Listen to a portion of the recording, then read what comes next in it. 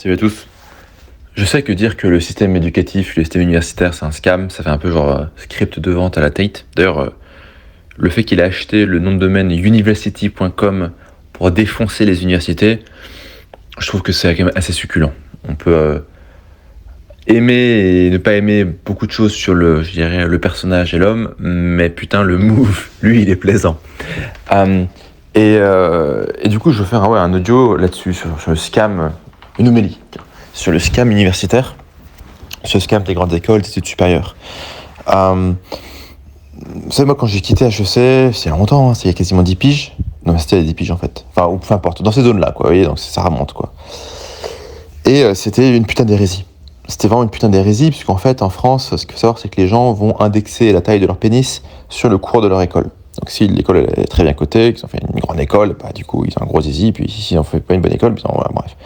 Vous avez compris de la psychologie ambiante, quoi. Ça vole pas très haut, c'est assez basique.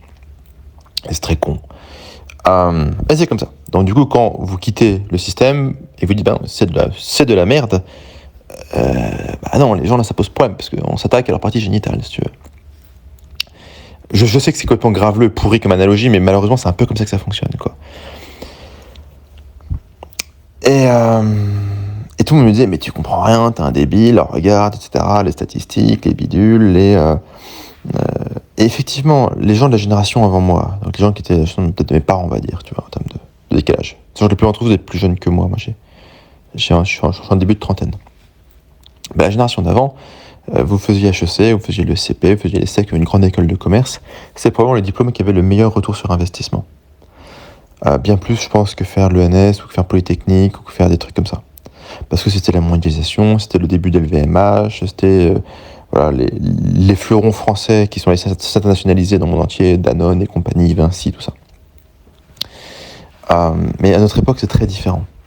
Et effectivement, pas besoin d'être un génie pour savoir que, ok, tu fais HEC, ok, tu vas bosser chez McKinsey, ok, tu prends tes 4K par mois, t'es heureux.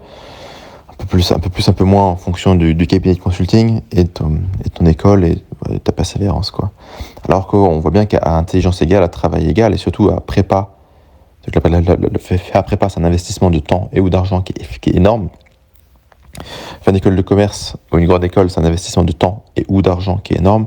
Les écoles d'ingénieurs sont moins chères que les écoles de commerce, je crois. Je crois qu'elles sont publiques pour la plupart. Et dans certains cas, je crois que si vous êtes à l'ENS ou à Polytechnique, vous êtes payé en tant qu'étudiant, mais vous investissez quand même votre temps, quoi. Et à la limite, je veux dire, si vous faites ingénieur, au moins vous apprenez des trucs à peu près vrais. À la limite, ingénieur, sciences, c'est le seul truc, je suis en mode, vas-y, pourquoi pas. Commerce, mais jamais de la vie. Mais ce qui est amusant, c'est du coup, ok, vous imaginez le mec qui va investir du temps, de l'argent pour faire une prépa pour rejoindre une grande école de commerce, genre mettons HEC. Et là, en fait, en ce moment, ils sont tous en émoi. Les HEC sont tous en émoi, ils sont tous là, voilà, on dit un faisceau de cabri, ou je sais pas comment ça s'appelle là l'expression en français, bref. Donc ils sont en train de s'exciter comme des cons, parce que HEC veut introduire un programme bachelor. Un programme bachelor, c'est-à-dire qu'en fait, des gens peuvent rentrer à HEC directement après le bac. Et donc avoir un programme de licence, puis après de grande école, etc. Machin. Un truc comme ça. Et du coup, ils pètent tous un câble. Pourquoi ? Parce que HEC, tout comme Harvard et des autres trucs, c'est le business de la rareté, c'est le business de... On simule de l'excellence, on simule de l'exclusivité, et donc on est sur le business de la rareté artificielle. Et donc si vous laissez rentrer entre guillemets n'importe qui sans prépa, ça dilue la brand. S'il y a 300 personnes qui font HEC tous les ans, c'est exclusif. S'il y a 300 personnes, plus admission parallèle, plus machin, plus double diplôme, plus truc, plus machin, peut-être que vous êtes à quoi ? 500 personnes par an, ou plus, qui ont le diplôme. Donc vous diluez la brand sur le marché. C'est le métier de la rareté, c'est comme une collection NFT, il y a 10 000 Bored Ape, ok, mais vous rajoutez 15 000 sous-collections, la marque est complètement diluée, et ça impacte le prix, je dirais, du Bored Ape. Si maintenant, en plus, vous faites rentrer encore plus de gens, et vous faites rentrer des nuls, on va pas se mentir, mais quelqu'un qui a fait pendant 2 ans des maths comme un taré, et l'économie, de la philosophie, et des langues étrangères, etc., il est un peu plus solide, on va dire, cognitivement, que le mec qui sort du bac, quoi. C'est normal. Après, est-ce que ce développement cognitif se traduit en gains financiers et en cette personne qui devient un meilleur humain ? C'est un autre débat. Mais en termes de capacité cognitive pure, c'est quand même différent, quoi. Donc là, en gros, vous avez dilué encore plus la marque. Et du coup, en fait, ce qui est amusant, c'est que tous les gens qui ont acheté, finalement, HEC, qui ont acheté, finalement, cette rareté, viennent de se faire cocu, mais vénère, quoi. Je sais pas si c'est le truc qui est passé officiel. C'est un pote d'HEC qui m'a dit putain, ils font cette merde et tout. Je dis ouais, mais mec, de toute manière, c'était une quenelle cette histoire, quoi. T'aurais dû le voir venir, quoi. Et en fait, ouais, en introduisant davantage de supply, en diluant la marque, et ben en fait, ils vont attaquer le fonds de commerce, ils vont attaquer l'asset, ils vont dévaluer l'asset.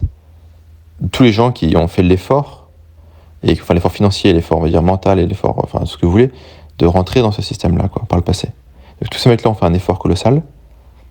Encore une fois, parce que c'est une bonne chose, pas une bonne chose, voilà, c'est explicité au début de l'audio. Et tous ces gens ont fait un effort, donc eux ont le sentiment d'avoir fait un investissement, enfin ils ont fait un investissement. Et en fait, le système leur fout une grosse quenelle derrière en disant ah bah ok, maintenant on va diluer le truc et l'offrir à tout le monde. Façon de parler. C'est un putain de scam, quoi. Enfin, c'est un scam odieux, mais c'est l'ère dans laquelle on vit. Quand on pactise avec le système, on se fait niquer. Quand vous acceptez d'être payé avec de l'euro, du dollar, machin, vous vous faites niquer. Si le truc est imprimé en quantité illimitée, vous faites niquer.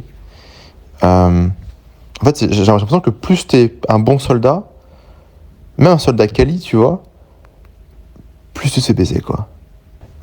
Donc en fait, là, il y a eu un débasement monétaire. Maintenant, on est en train de faire un débasement des diplômes. Putain, mais il va leur rester quoi aux gens, quoi? Après, j'ai aucune pitié pour eux. Ils ont fait leur choix. Ce sont des gens qui nous méprisent. Ce sont des gens qui se sont dit, vas-y, je vais faire ce système comme ça pour pouvoir tirer profit du système au détriment des autres. Bah ouais, c'est comme ça que ça marche. Donc j'ai pas beaucoup de pitié pour eux. Mais je note l'ironie. Voilà, c'était la petite homélie.